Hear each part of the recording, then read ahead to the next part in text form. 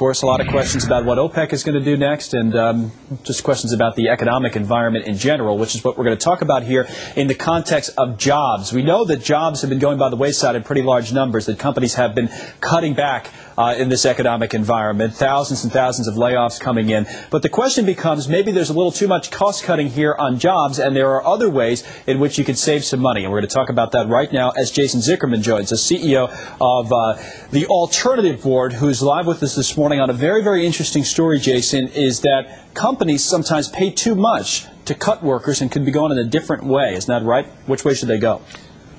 Well, they could absolutely be cutting jobs too much, and there's other ways of looking at it. I mean, cutting jobs should be a last resort, but be clear that it may be a resort that you have to take. But if you can, by all means, try to avoid it.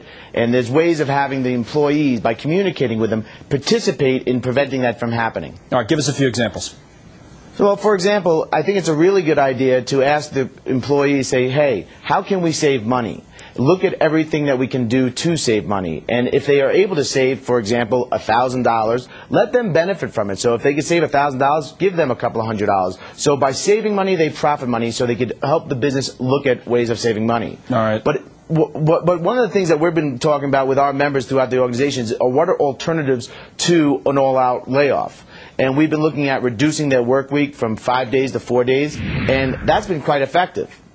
Really? So reducing the work week, we have some other alternatives up on the screen right now, cutting salary, cutting benefits, cost savings potentials from workers, which we've talked about a little bit, and everybody chipping in, kind of you work with us and we'll work with you. And one of the other very interesting alternatives I saw that you've, I believe, advocated is swapping employees, right, with other companies? How does that work? Yeah.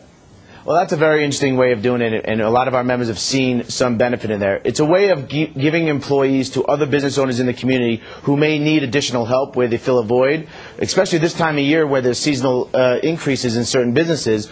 Can you lend an employee over to somebody, have them work, you take the benefit, and they also get the benefit of having people working for their business. But it's very important to make sure you have clear job descriptions, expectations, the whole 9 yards, to make sure that it's a value to them. So swapping is really not the right term then. You're basically lending the employee. You're not getting anything back in return. You're just getting the cost savings, correct? Truly. It's lending an employee temporarily until your situation turns around. Does that actually happen a lot?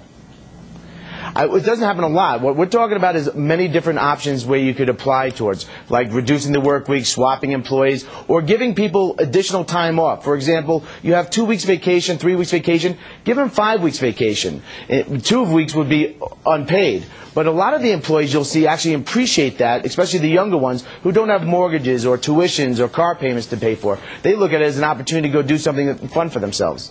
All right, Jason Zickerman, good to talk to you, CEO of the Alternative Board, joining us this morning.